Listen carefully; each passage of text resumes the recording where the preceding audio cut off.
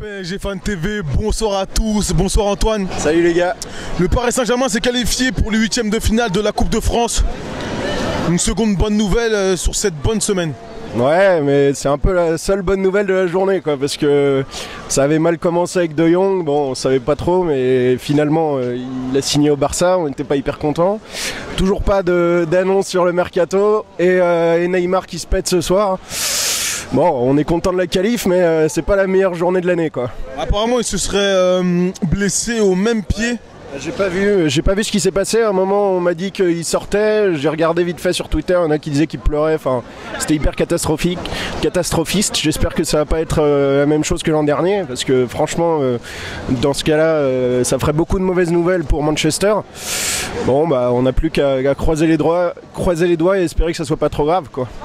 Et sur la rencontre de ce soir, est-ce que tu as trouvé une équipe adverse, une équipe donc strasbourgeoise qui était au niveau ce soir? Je pense qu'ils étaient bien présents et le bloc était assez compact. Ouais, bah c'est une équipe cohérente, hein. Franchement, ils n'ont pas de joueurs incroyables, mais ils font tout bien en équipe. Moi j'aime beaucoup Liénard, je trouve qu'à chaque fois sur ses coups francs, ses corners, il se passe quelque chose.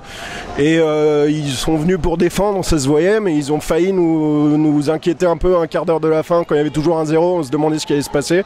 Au final, c'est le genre de match qui passe un peu sans histoire, parce qu'on réussit à mettre le deuxième, mais tant que le deuxième n'est pas mis, on peut toujours y avoir un truc qui se passe mal, donc il fallait faire le taf ce soir.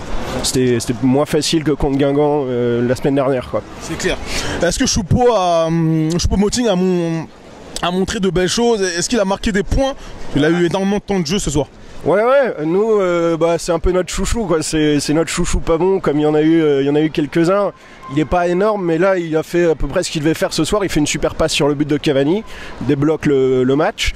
Après, on sait que de toute façon, il est là pour jouer les remplaçants et le laisser faire souffler Mbappé, Cavani quand il y a besoin de les faire souffler.